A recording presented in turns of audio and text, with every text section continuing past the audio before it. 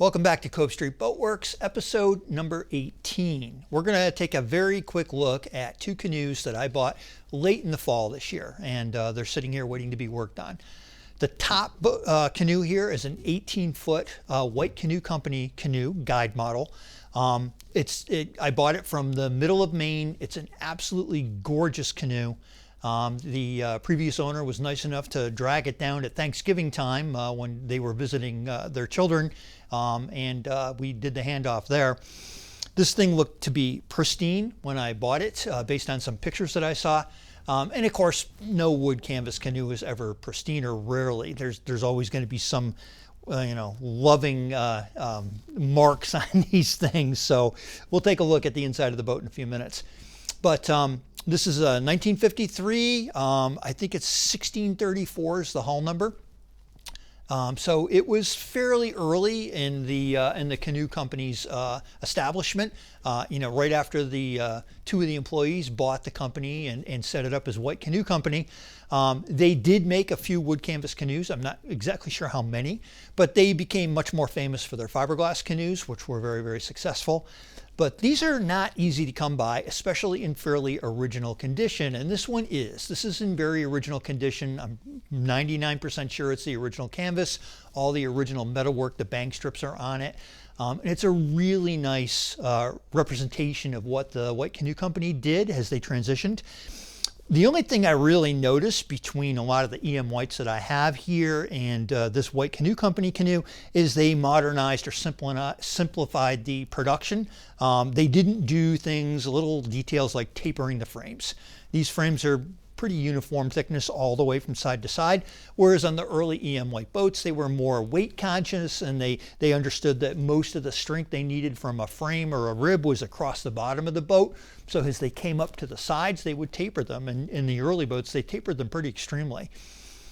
This boat was much more geared toward mass production and getting the boats out rapidly, so there's no real taper to the frames as they come up on the side of the boat. Other than that, this was probably built on one of the forms. The front of this canoe is a little bit different. It's got a little more of a recurve to it, more representative of like an old town, whereas the EM whites had that very strange, sort of straightened bow shape to it. So this is a little bit different. It's a beautifully light canoe for its size. And this yoke, I am absolutely in love with. Not only does it look beautiful, carved from a very, very thick piece of wood, but it is very functional. I've done a couple small portages with this, and it is the most comfortable yoke I have ever had the pleasure of using. It's incredible. So we're going to take a quick look at some of the interior of this and some of the repairs that need to be done. All right, so you're going to see some blue tape on the boat here. Anywhere there's blue tape, there are frames that need to be repaired. There's always more frames that need to be repaired in a wood canvas canoe than you would expect. This was in service. The gentleman who owned it before used it quite a bit on a lake up in central Maine. And these things would not prevent you from using the boat, but when it comes to this shop, it becomes a question of, if we're going to replace the canvas, we need to take a look at all the repairs that need to be done. And some of these are pretty busted up. Obviously, this is the back of the canoe, where if you were paddling it alone, this is where you would be operating from. So you would expect there to be more wear and tear in this area. Moving one thwart forward toward the yoke, some of these repairs were unexpected because they looked pretty major. And again, the canvas on this boat looks original. So I don't know if they came from the factory this way or they were just really well repaired. But some of them, like this one I'm focusing on right now, it looks like it was cut with a chisel, and it looks like it was broken, for a long, long time. There's no real evidence of any repair work on it. And looking at our thwart, at our yoke rather, this is just an amazing piece of work. Somebody spent a lot of time carving this. It's from a very thick piece of wood. Hard to believe it was done in a production cycle. But like I said, it's one of the most comfortable yokes I have ever used. Reproducing that would be a chore. It's the first thing that stood out, and the gentleman who I bought it from, his wife, it's the first thing she related to me. She said, I just love the yoke in that boat, and it is impressive.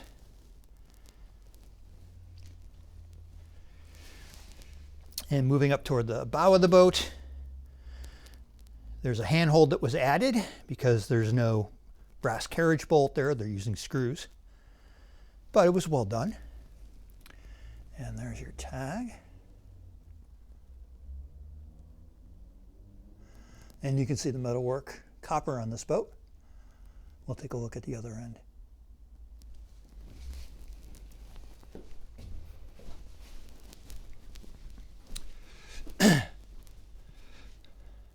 More of the original metalwork. Like I said, it was sheet copper on the top, and then I believe brass, as you would expect, on the bow, on the stem. And you can see the shape here. There's just a little bit more of a recurve than you would expect on an EM White.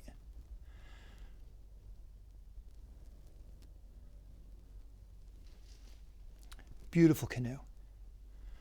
And I'm looking forward to getting this fixed up and getting it back in the water. It's going to be a lot of fun to paddle. All right, so that is the White Canoe Company canoe, 18 foot. And I'm going to move this outside really quickly, and we're going to take a look at a 20-foot Fred Reckards that's sitting underneath. And the Reckards is, again, an unusual canoe to find out of Maine. He built them for camps and for guides and that kind of thing, commercial entities, commercial interests.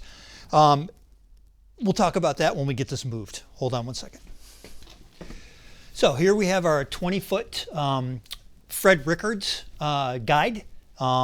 Definitely not a garage queen. These boats were built for sports and they were built for camps. They were made to be used commercially. It's based on a Templeton design, so it's slightly different than the EM White design. It's got a little bit less freeboard. You know, the shears are a little closer to the water. It has less tumble home, so it's straighter sides, and it's slightly wider. So again, 20 foot, it is not a light boat. It is fiberglass on the outside, 2 layers, 1 layer over the entire hull on the outside, and then a secondary layer just on the bottom where it had the most abrasion. Other than that, traditionally built all the way through, good selection of material. The seats are very no nonsense, they're slatted. The typical number of thwarts and handholds that you would see in a EM White. This was a very utilitarian, designed workboat. That's what this was. And that's why I was so excited to get it. You don't see these in Western Massachusetts very much. They were pretty much just for Maine. And this was built for a camp. Take a look.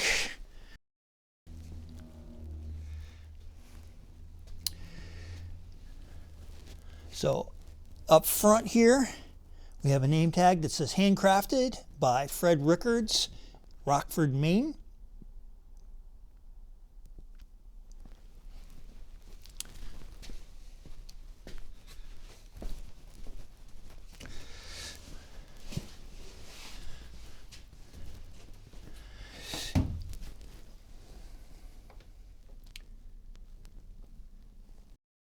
And then on the foredeck, we have a tag that says Camp Joslin, 1977, in memory of Bob Key.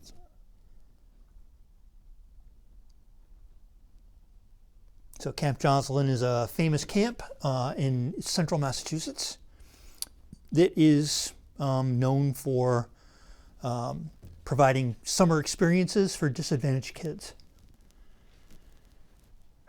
Beautiful canoe. Again, I'm very excited to get this on the water and see how it handles. It's got a lot of rot in the outwales, some in the inwales and the deck areas. But overall, it's in better shape than the White Canoe Company is. This is one area where there's a lot of damage. You can see from the masking tape. But definitely the fiberglass and polyester sheathing on it has given it a lot more robustness.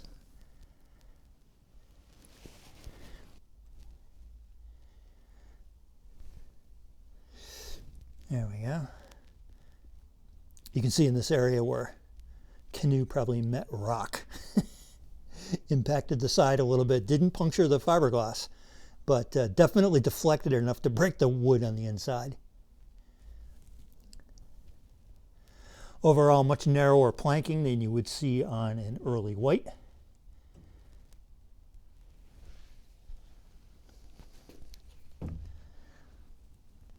But super well built.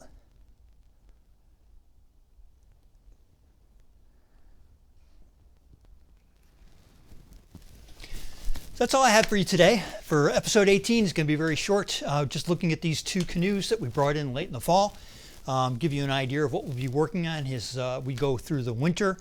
And these two will be a lot of fun to get out in the spring, get in the water, and do some videos with them in the water with grandkids in them. Let's see if they hold up to their reputation.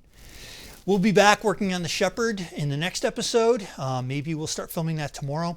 And we'll be working on the Fay and Bowen next to it. We got to get these two boats done and out of here. The winters around here have not been crazy amounts of snow, so it's very possible I could get these out and get them, you know, back to their owners before spring. So that's our goal. So until the next episode, thank you for joining me. Please like and subscribe. I would be very interested in hearing any comments you have about these videos. I know that the content is a little bit different than typically what's on YouTube for wooden boat restoration. I try to get more into the approach and the strategy and tactics.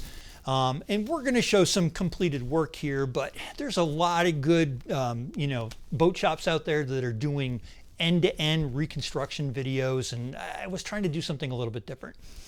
We'll try to get these quick. We'll try to get more of them out there, but let me know if there's content you would like me to cover or areas that I'm not addressing that you would like addressed.